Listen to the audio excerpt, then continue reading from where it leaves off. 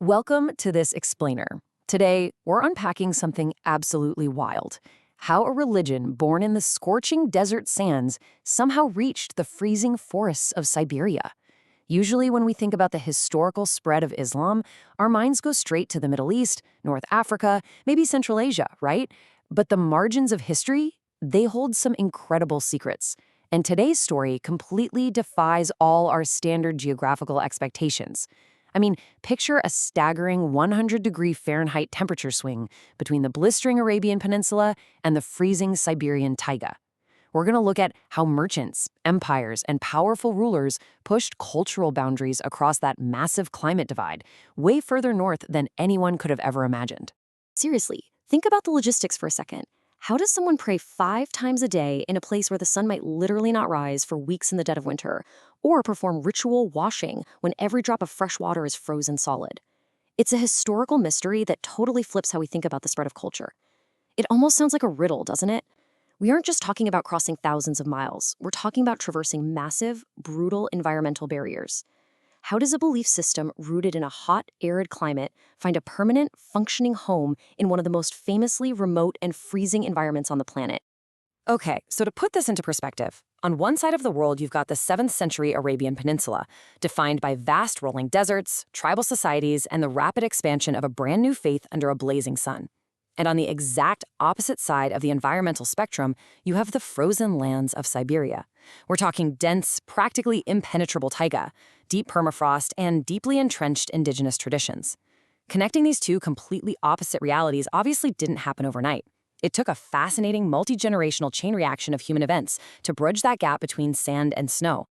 So, we'll trace this fascinating historical relay race across 4 major eras. First, we'll look at the early Silk Road, then the Mongol Empire's conversion, third, the rise of the Siberian Khanates, and finally, the Russian conquest and how the faith ultimately survived. Let's get right into it. Part 1. The early Silk Road, trade routes, and cultural gateways. Because, honestly, if you want to understand how culture moves, you always have to follow the money and the merchants. It's actually wild how quickly Muslim merchants and scholars pushed deep into Central Asia, laying the groundwork for everything else. Islam begins in the 7th century, but by the 8th and 9th centuries, it wasn't just armies expanding the empire, it was merchants pushing way out along the major arteries of the Silk Road. The unprecedented stability of the early caliphates allowed for rapid trade expansion right up into modern-day Kazakhstan and Uzbekistan. And these travelers, they weren't just carrying physical goods in their saddlebags. They brought a new language, new scientific concepts, and, of course, a new religion. The geographic gateway into Siberia was officially cracking open. Now, what was drawing them so far north? It was incredibly valuable luxury goods, specifically Siberian furs like sable, fox, and ermine. In the medieval world, high-quality furs were the ultimate status symbol. Actually, think of them as the luxury sports cars of their day, worn by royalty and elites all across Eurasia. Siberian tribes had unparalleled access to these thick, beautiful pelts, and Central Asian Muslim merchants had the massive wealth needed to buy them. So we're looking at this massive transfer of wealth in the freezing cold, merchants trading heavy silver coins, exotic spices, and fine textiles for these prized furs. It was this profound economic magnetism that initially pulled Islamic influence northward toward the taiga. So it played out as a pretty organic chain reaction. First, merchants arrived seeking fur, setting up these bustling temporary trading camps. Then the Turkic tribes acting as middlemen realized, hey, adopting the culture, language, and religion of these super wealthy traders is actually incredibly good for business. Shared faith meant shared trust in trade. And as these Turkic states became more powerful and deeply intertwined with the Islamic world, the religion naturally just bled northward alongside the commerce. It wasn't forced at all, it was an organic, trade-driven spread that slowly introduced a desert faith to the people of the frost. Which brings us to part 2. The Mongol Empire converts, triggering a massive shift in Eurasian power. Let's see what happens when the largest continuous land empire in human history enters the chat. Now, the Mongol expansion under Genghis Khan initially wasn't Islamic, but it created enormous, completely unprecedented trade connections across Eurasia. When the Mongols swept across the continent in the 1200s, they basically unified the massive landmass from China to Eastern Europe. This created the Pax Mongolica, the peace of the Mongols. Under their notoriously strict rule, the routes were incredibly safe from bandits. And, when trade routes are safe, ideas travel at absolute lightning speed. They basically laid the infrastructural groundwork that would soon act as a superhighway for the spread of Islam to the far north. By the 14th century, many Mongol rulers started converting to Islam, specifically within a crucial Western territory known as the Golden Horde. Now, the Golden Horde wasn't just some minor, distant province. It was a staggering powerhouse of a state, and its borders brushed right up against the Siberian taiga.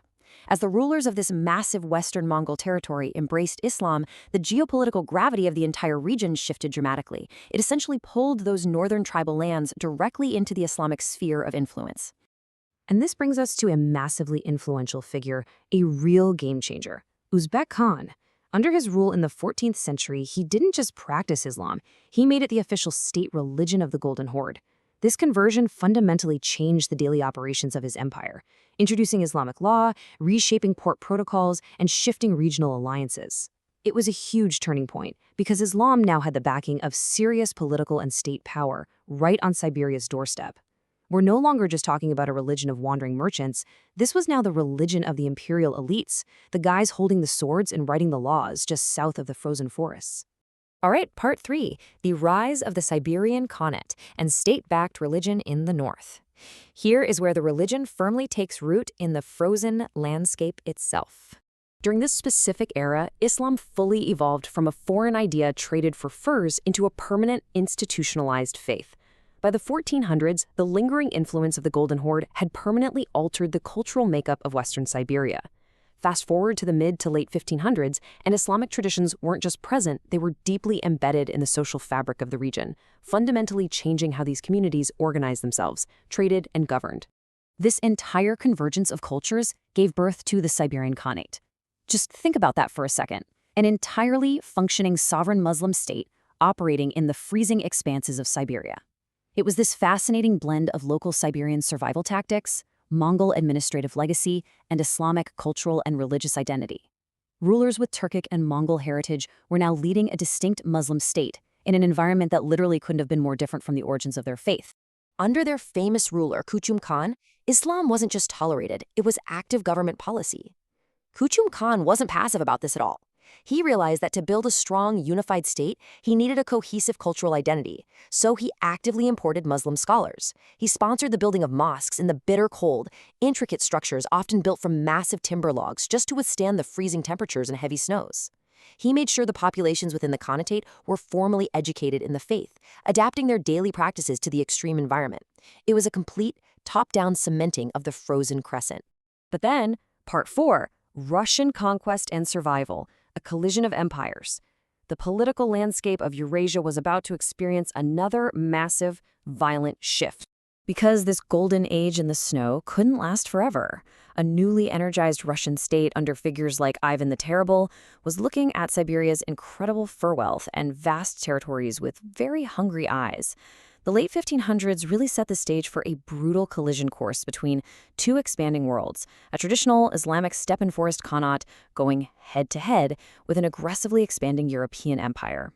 This era saw fierce resistance from Kuchum Khan against the invading Russian forces and Cossacks.